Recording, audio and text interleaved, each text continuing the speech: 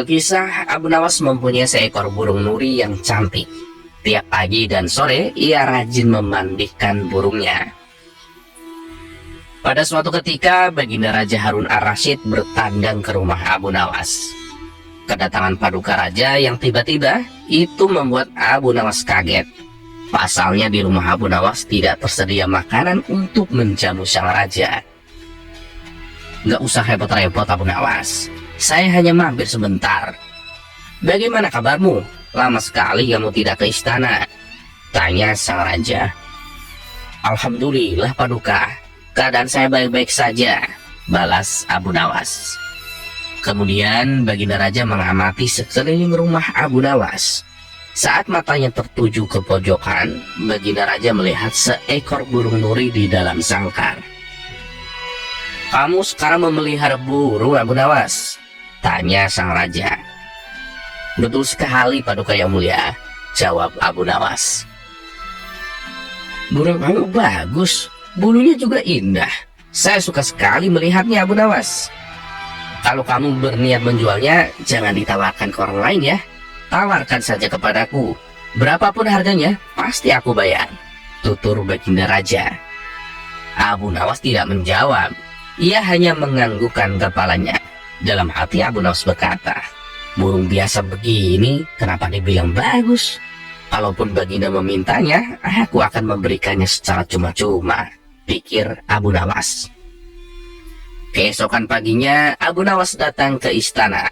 Dia datang dengan membawa burung nuri yang diinginkan Baginda Raja. Tapi di depan gerbang istana, dua orang pengawal menahannya. Mereka berdua adalah kepercayaan menteri istana yang dengki kepada Abu Nawas. Ada keperluan apa kamu datang kemari? Tanya kedua pengawal itu. Tempo hari paduka raja datang ke rumah saya. Beliau menyukai burung saya. Oleh sebab itu saya ingin memberikan burung ini kepada Baginda Raja, jawab Abu Nawas.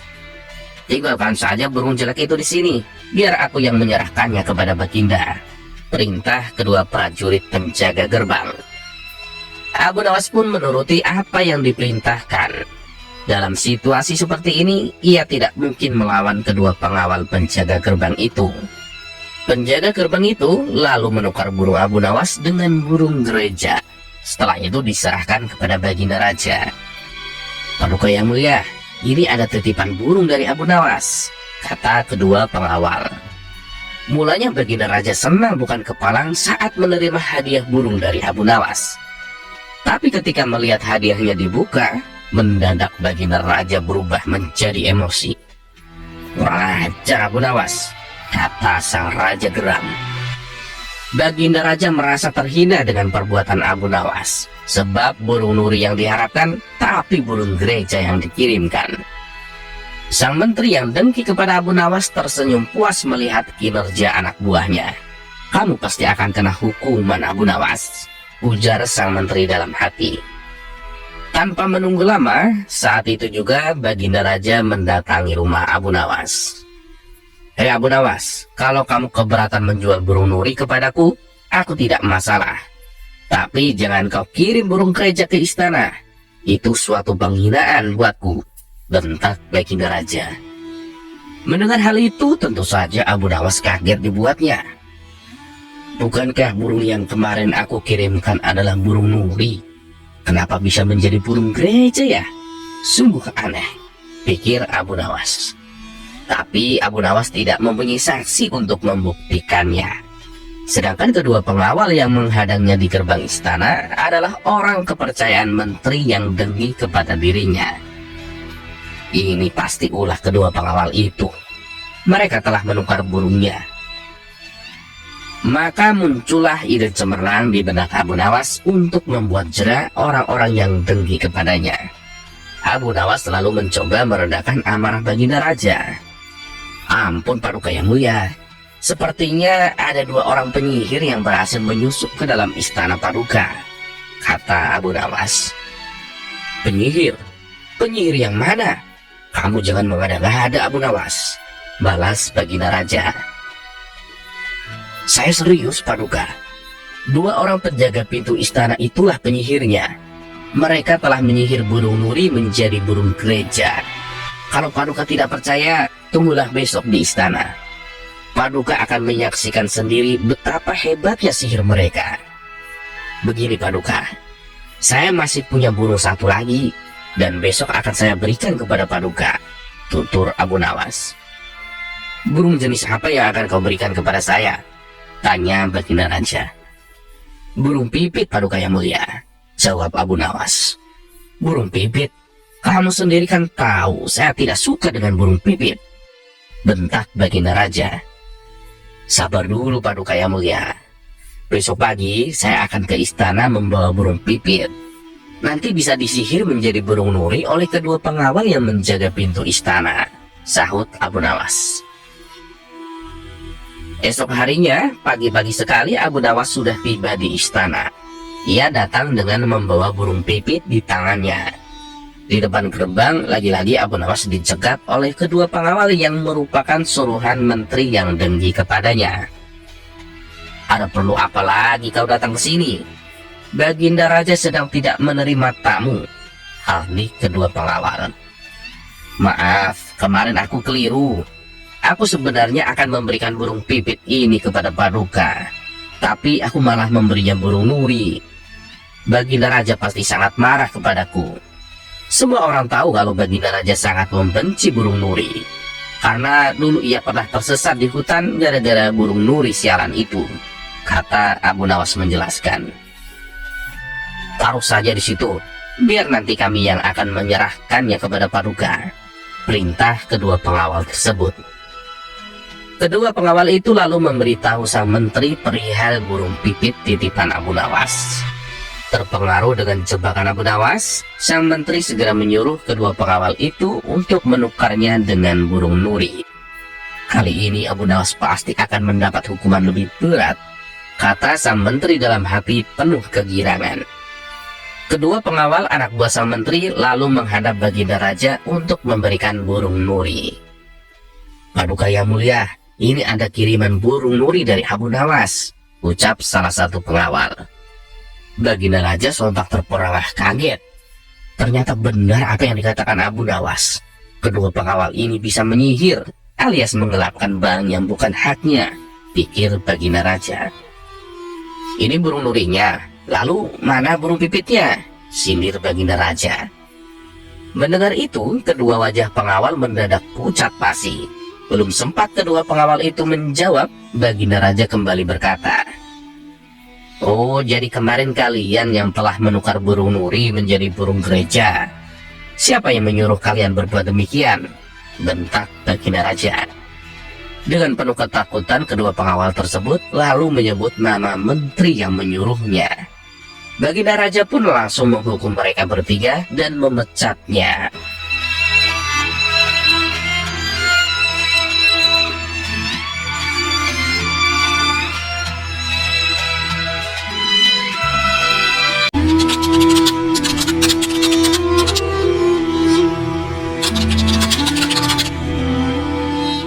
Suatu ketika, Baginda Raja mengumpulkan semua para menterinya di istana. Mereka membahas tentang kondisi ekonomi rakyatnya. Satu persatu para menteri disuruh melaporkan kinerja kerjanya. Menteri bagian perdagangan melaporkan bahwa harga sembako sekarang stabil, sehingga masyarakat tak perlu khawatir. Menteri bagian pertanian juga melaporkan bahwa panen kali ini maju pesat, sehingga masyarakat banyak mendapatkan keuntungan. Sedangkan Menteri Bagian Pembangunan juga tak kalah melapor. Ia mengklaim bahwa pembangunan jalan sudah masuk ke desa-desa, sehingga mudah bagi rakyatnya untuk melakukan pengiriman barang dari desa ke kota ataupun dari kota ke desa. Baginda Raja pun puas dengan kinerja para menterinya itu. Lantaran sudah tidak ada yang perlu dibahas lagi, Baginda Raja kemudian teringat dengan dua teka-teki yang selama ini mengganjal dalam pikirannya. Wahai para menteriku, adakah di antara kalian yang bisa menjawab teka-teki ini? Tanya Baginda Raja. Ampun Paduka yang mulia, Teka-teki macam apakah yang Paduka ingin sampaikan? Sahut salah satu menterinya. Baginda Raja lalu melontarkan pertanyaannya. Begini, menurut kalian, di manakah sebenarnya batas jagat raya ciptaan Allah itu? Terus yang kedua, lebih banyak manakah ikan di laut atau bintang di langit? Mendengar pertanyaan yang tak disangka-sangka itu, semua menterinya terdiam sambil berpikir untuk mencari jawaban. Ada juga yang saling pandang karena mendengar pertanyaan Baginda Raja tersebut. Akhirnya setelah beberapa lama, salah satu menterinya berkata kepada Baginda Raja, "Ampun Paduka Yang Mulia, kalau pertanyaan yang sulit begini akan lebih tepat bila ditanyakan kepada Abu Nawas. Kita semua tahu kalau Abu Nawas sangat lihai dengan teka-teki semacam ini." "Betul juga katamu," ujar Baginda Raja. "Kalau begitu panggil Abu Nawas kemari secepatnya," titah Baginda Raja. Kemudian singkat cerita, datanglah Abu Nawas menghadap Baginda Raja. "Ada gerangan apa Tuan memanggil hamba?" tanya Abu Nawas. "Begini Abu Nawas, saya ada teka-teki yang selama ini sangat mengganggu pikiranku. Bahkan sampai saat ini, saya belum juga menemukan jawabannya," kata Baginda Raja. "Kalau boleh tahu, teka-teki macam apakah yang membuat Baginda penasaran?" tanya Abu Nawas. Baginda Raja lantas menyampaikan teka-tekinya.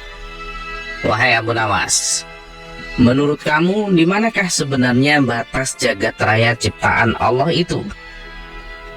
Abu Nawas yang memang terkenal cerdas tak perlu berpikir lama untuk menjawab pertanyaan itu. "Batas jagat raya alam ini ada di pikiran kita Paduka Yang Mulia." "Maksudnya bagaimana itu Abu Nawas?" tanya Baginda Raja kurang mengerti. "Begini Paduka Yang Mulia, ketidakterbatasan itu ada karena adanya keterbatasan. Dan keterbatasan itu ditanamkan oleh Allah di dalam otak manusia. Dari situlah manusia tidak akan pernah tahu di mana batas jagat raya ini. Karena sesuatu yang terbatas tentu tidak akan mampu mengukur sesuatu yang tidak terbatas," jelas Abu Nawas. Baginda Raja tersenyum dengan jawaban Abu Nawas. "Kamu memang cerdas Abu Nawas. Tapi ada satu lagi teka-teki yang belum terpecahkan," ucap Baginda Raja. "Silakan Paduka, sampaikan. Saya siap mendengarkan," balas Abu Nawas. "Menurut kamu, lebih banyakkan mana? Ikan di lautan atau bintang di langit?" tanya Baginda Raja kembali. Dengan santainya Abu Nawas menjawab, "Tentulah lebih banyak ikan Paduka." Baginda Raja masih belum mengerti dengan jawaban Abu Nawas. Ia pun kembali bertanya, "Kenapa bisa lebih banyak ikan di laut wahai Abu Nawas? Apa alasannya?" Abu Nawas lalu menjelaskan, "Sejak zaman Nabi Adam sudah miliaran ikan yang ditangkap oleh manusia. Namun jumlah mereka masih tetap banyak. Sedangkan bintang di langit tidak ada satupun yang pernah hilang atau jatuh ke bumi," jelas Abu Nawas meyakinkan. Seketika Baginda Raja langsung berdecak kagum dengan kecerdasan Abu Nawas. Begitu juga dengan para menteri kerajaan. Mereka tidak menyangka dengan jawaban Abu Nawas yang super menakjubkan itu. "Sekarang hilanglah sudah rasa penasaranku," ucap Baginda Raja. Ia pun lantas memberikan beberapa hadiah kepada Abu Nawas untuk dibawa pulang.